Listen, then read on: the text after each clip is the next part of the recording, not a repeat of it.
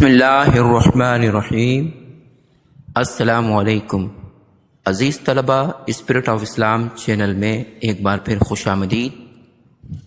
آج کی اس کلاس میں جماعت نحم کی اردو لازمی کتاب کے لیکچرز کے سلسلے میں آج ہم غزل نمبر 4 کے شاعر بہادر شاہ ظفر کا تعارف، اشعار کی تشریح، مشقی سوالات اور کثیر الانتخابی سوالات کو سمجھیں گے۔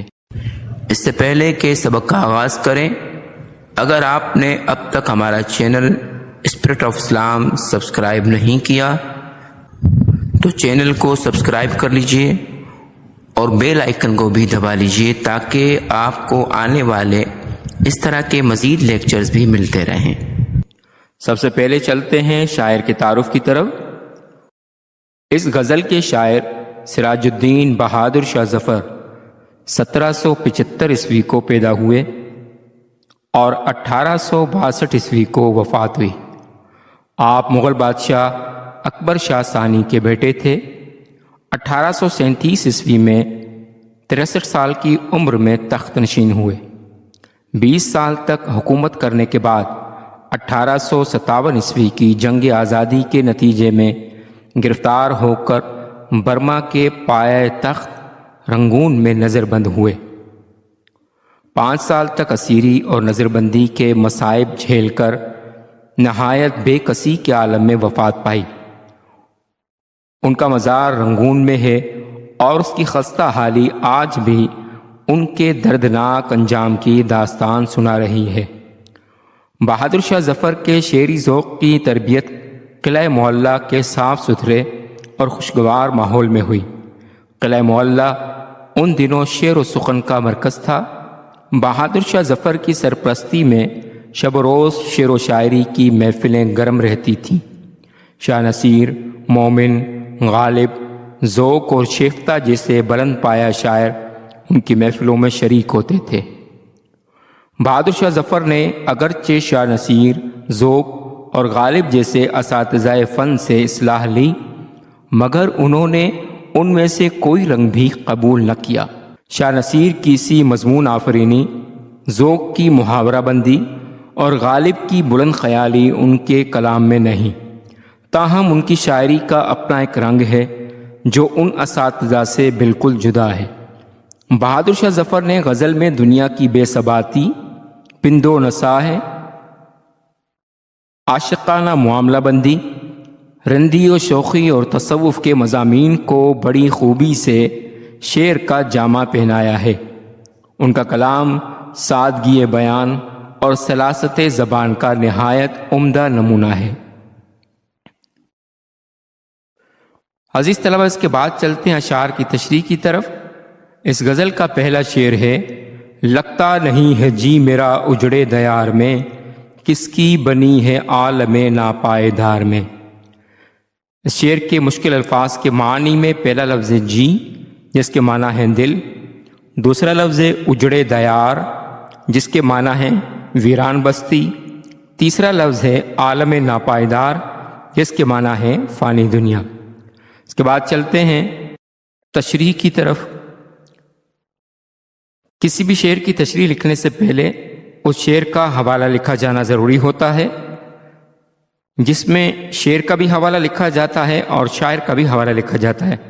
جس طرح سے آپ کو اسکرین پر نظر آ رہا ہے کہ پہلے اس شعر کا حوالہ بیان کیا گیا ہے، جو کچھ اس طرح سے ہے: مندرجہ بالا شعر نصابی کتاب میں شامل بہادر شاہ ظفر کی غزل سے لیا گیا ہے، اور شاعر کے حوالے میں لکھیں گے: سراج الدین بہادر شاہ ظفر بر صغیر پاک و ہند کے آخری مغل بادشاہ تھے۔ 1837 عیسوی میں 63 سال کی عمر میں تخت پر بیٹھے اور 20 سال حکومت کرنے کے بعد 1857 عیسوی کی جنگ آزادی کے نتیجے میں گرفتار ہوئے اور برما کی راجدھانی رنگون میں قید کر دیے گئے۔ 5 سال تک اسیری اور نظر بندی کے مصائب جھیل کر نہایت بے کسی کے عالم میں انتقال کر گئے۔ بہادر شاہ ظفر دولت درد سے محروم نہیں تھے۔ سیاسی انتشار کے اس ماحول میں حکومت کے زوال کے آثار، اغیار کی سازشوں اور اپنوں کی بے وفائی کے مظاہر ان کے سامنے تھے۔ چنانچہ آفات و مصائب کی اس یلغار نے ان کے ہاں درد کی اس کمک میں اضافہ کیا اور ان کا یہ درد شعر کے پیرائے میں ڈھلنے لگا۔ آپ نے اپنی غزل میں دنیا کی بے ثباتی، پندوہ نصیحت، عاشقانہ معاملہ بندی، رندی و شوخی اور تصوف کے مضامین کو بڑی خوبی سے شعر کا جامہ پہنایا ہے۔ ان کا کلام سادگی بیان اور سلاست زبان کا نہایت عمدہ نمونہ ہے۔ اس کے بعد شعر کی تشریح کی طرف چلتے ہیں۔ سراج الدین بہادر شاہ ظفر بر صغیر پاک و ہند کے آخری مغل بادشاہ تھے۔ 1837 عیسوی میں 63 سال کی عمر میں تخت پر بیٹھے اور 20 سال حکومت کرنے کے بعد 1857 عیسوی کی جنگ آزادی کے نتیجے میں گرفتار ہوئے۔ برما کی راجدھانی رنگون میں قید کر دیے گئے۔ سیاسی انتشار کے اس ماحول میں حکومت کے زوال کے آثار، اغیار کی سازشوں اور اپنوں کی بے وفائی کے مظاہرے دیکھنے کے بعد اس دنیا سے ان کا دل اٹھ گیا۔ انگریزوں نے دہلی کو تباہ کر دیا۔ بہادر شاہ ظفر کو جلا وطن کر دیا گیا۔ آخری عمر میں بے وطنی کی کیفیت وہی سمجھ سکتے ہیں جنہوں نے عملی طور پر اسے محسوس کیا ہو۔ اس احساس کو شعر کا رنگ دیتے ہوئے بہادر شاہ ظفر کہتے ہیں کہ اس شہر میں میرا اب دل نہیں لگتا، یعنی اس دنیا میں میرا دل جینے کو نہیں چاہتا۔ فانی دنیا ہے، ایک دن اسے فنا ہو جانا ہے۔ آج کے کھیل تماشے، آج کی خوشیاں ہو سکتا ہے کل نہ ہوں۔ اس فانی دنیا سے کس کی بنی ہے؟ ہر ایک شخص آتا ہے اور پھر ایک مدت کے بعد اسے واپس جانا ہوتا ہے۔ کچھ بھی دائمی نہیں ہوتا، وقت مناظر بدلتا رہتا ہے۔ اس کے بعد اس غزل کا دوسرا شعر، کہہ دو ان حسرتوں سے کہیں اور جا بسیں، اتنی جگہ کہاں ہے دل داغدار میں۔ اس شعر کے مشکل الفاظ کے معنی میں لفظ ہے دل داغدار، جس کے معنی ہے داغ والا دل یا زخمی دل۔ اس شعر میں شاعر یاس و مایوسی کی انتہا کا اظہار کرتے ہوئے کہتے ہیں کہ دنیا کے غم و دکھ بہت اٹھائے ہیں، بہت ٹھوکریں کھائیں، اپنوں اور غیروں کے ظلم اور ستم ظریفیاں دیکھیں، ان سب سے دل بھر بھی گیا ہے اور ٹوٹ بھی گیا ہے۔ اب اس میں اور برداشت کرنے کا حوصلہ نہیں ہے۔ اے میری حسرتوں اور میری تمناؤں، تم کہیں اور جاؤ، میرے دل میں تو اب اور سکت نہیں ہے کہ میں تمہارا بار اٹھا سکوں اور کوئی دکھ برداشت کر سکوں۔ دل داغ داغ ہے، اگر اب کوئی تمنا ٹوٹی تو پھر دکھ ہوگا، پھر تکلیف ہوگی۔ غزل کا تیسرا شعر ہے، کانٹوں کو مت نکال چمن سے او باغباں، یہ بھی گلوں کے ساتھ پلے ہیں بہار میں۔ اس شعر کے مشکل الفاظ کے معنی میں پہلا لفظ ہے چمن، جس کے معنی ہے باغ یا گلشن۔ دوسرا لفظ ہے باغباں، جس کے معنی ہے مالی۔ تیسرا لفظ ہے گلوں، جس کے معنی ہے پھولوں۔ چلتے ہیں اس شعر کی تشریح کی طرف۔ اس شعر کے شاعر آخری مغل بادشاہ بہادر شاہ ظفر ہیں، جنہیں 1857 عیسوی کی جنگ آزادی کے بعد انگریزوں نے جلا وطن کر دیا تھا۔ اسی پس منظر میں بہادر شاہ ظفر اس شعر میں مالی سے کہتے ہیں کہ پھول اور کانٹے دونوں پودوں پر اور باغوں میں اگتے ہیں، تم پھولوں کو پسند کرتے ہو اور کانٹوں کو نکال باہر پھینکتے ہو۔ کانٹوں کا بھی تو باغ پر اتنا ہی حق ہے جتنا کہ پھولوں کا۔ کانٹے بھی تو پھولوں کے ساتھ باغوں میں ہی پلتے ہیں۔ باغ کانٹوں کا بھی تو گھر تھا، تم نے صرف اپنی پسندیدگی کی وجہ سے انہیں اپنے گھر سے نکال دیا۔ ان کے حق کا تو خیال کرتے، یہ کانٹوں کے ساتھ ظلم ہے۔ اس شعر میں شاعر خود کو کانٹوں سے تشبیہ دے رہا ہے۔ اس کے بعد غزل کا چوتھا شعر ہے، بلبل کو باغباں سے نہ صیاد سے گلا، قسمت میں قید لکھی تھی فصل بہار میں۔ شعر کے مشکل الفاظ کے معنی میں پہلا لفظ ہے باغباں، جس کے معنی ہے مالی۔ دوسرا لفظ ہے صیاد، جس کے معنی ہے شکاری۔ تیسرا لفظ ہے فصل بہار، جس کے معنی ہے بہار کا موسم۔ اس شعر کی تشریح کچھ اس طرح سے لکھی جائے گی، اپنی جلا وطنی، بیٹوں کے قتل، بیٹیوں کے در بدر ہونے کا غم سہنے والے بہادر شاہ ظفر اس شعر میں خود کو ایک بلبل سے تشبیہ دیتے ہوئے کہتے ہیں کہ جس طرح ایک پرندے کو اگر پکڑ کر پنجرے میں ڈال دیا جائے تو وہ کسی سے شکایت کرے گا؟ بہار کا موسم ہو، پھول کھلے ہوں، ساتھ ہی پرندے اڑ رہے ہوں، اور ایک ایسے موسم میں قید ہو، وہ نہ مالی سے شکایت کرتا ہے اور نہ شکاری سے گلہ کرتا ہے۔ وہ اپنی قسمت پر شاکر رہتا ہے کہ میری تقدیر میں یہی لکھا تھا۔ اسی طرح میں بھی کسی سے شکایت اور گلہ نہیں کرتا، ہماری تقدیر ہی میں یہ سب کچھ تحریر تھا۔ انسان کو اپنے نصیب پر صبر اور شکر ادا کرنا چاہیے۔ اس غزل کا آخری شعر جو کہ مقطع ہے، کتنا ہے بد نصیب ظفر دفن کے لیے، 2 گز زمین بھی نہ ملی کوئے یار میں۔ اس شعر کے مشکل الفاظ کے معنی میں لفظ ہے کوئے یار، جس کے معنی ہے دوست کی گلی یا وطن۔ چلتے ہیں اس شعر کی تشریح کی طرف۔ اس شعر میں آخری مغل بادشاہ بہادر شاہ ظفر اپنی مظلومیت اور جلا وطنی کی تصویر کشی کرتے ہوئے کہتے ہیں کہ ان جیسا کون بد نصیب ہوگا جو میری طرح وطن سے اتنا دور ہو۔ میرا دم آخر ہے اور میں غیر ملک میں آخری سانسیں لے رہا ہوں۔ مر گیا تو دفن کے لیے وطن کی زمین نہ ہوگی، وطن کی مٹی نہ ہوگی۔ دنیا میں مجھ جیسا بدقسمت اور کوئی نہیں ہو سکتا جسے قبر کے لیے 2 گز زمین بھی وطن میں نہ ملی جہاں مجھے دفنا دیا جاتا۔ اس شعر میں بہادر شاہ ظفر کی وطن سے شدید محبت جھلکتی ہے اور انتہائی بے بسی کا بھی اظہار ہوتا ہے۔ عزیز طلبہ، اس کے بعد چلتے ہیں مشقی سوالات کی طرف، جس میں پہلا سوال ہے درج ذیل سوالات کے جواب دیجیے۔ سوال نمبر 1، اس غزل کے تیسرے اور 5ویں شعر کی تشریح کیجیے۔ اس کا جواب ہے، اس غزل کے تیسرے شعر میں بہادر شاہ ظفر مالی سے کہتے ہیں کہ پھول اور کانٹے دونوں پودوں پر اور باغوں میں اگتے ہیں۔ تم پھولوں کو پسند کرتے ہو اور کانٹوں کو نکال باہر پھینکتے ہو۔ کانٹوں کا بھی تو باغ پر اتنا ہی حق ہے جتنا کہ پھولوں کا۔ کانٹے بھی تو پھولوں کے ساتھ باغوں میں ہی پلتے ہیں۔ باغ کانٹوں کا بھی تو گھر تھا، تم نے صرف اپنی ناپسندیدگی کی وجہ سے انہیں اپنے گھر سے نکال دیا۔ ان کے حق کا تو خیال کرتے، یہ کانٹوں کے ساتھ ظلم ہے۔ اس شعر میں شاعر خود کو کانٹوں سے تشبیہ دے رہا ہے۔ اسی طرح سے غزل کے 5ویں شعر میں بہادر شاہ ظفر اپنی مظلومیت اور جلا وطنی کی تصویر کشی کرتے ہوئے کہتے ہیں کہ ان جیسا کون بد نصیب ہوگا جو میری طرح وطن سے اتنا دور ہو۔ میرا دم آخر ہے اور میں غیر ملک میں آخری سانسیں لے رہا ہوں۔ مر گیا تو دفن کے لیے وطن کی زمین نہ ہوگی، وطن کی مٹی نہ ہوگی۔ دنیا میں مجھ جیسا بدقسمت اور کوئی نہیں ہو سکتا جسے قبر کے لیے 2 گز زمین بھی وطن میں نہ ملی جہاں مجھے دفنا دیا جاتا۔